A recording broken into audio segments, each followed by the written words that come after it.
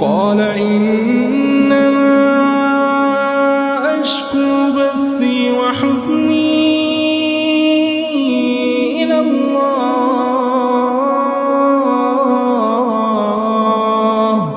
وأعلم من الله ما لا تعلمون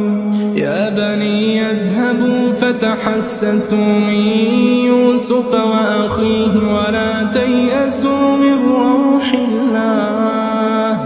إنه لا ييأس من روح الله إلا القوم الكافرون فلما دخلوا عليه قالوا يا أيها العزيز مسنا وأهلنا الضر وجئنا ببضاعة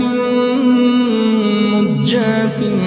فأوف لنا الكيل وتصدق علينا إن الله يجزي المتصدقين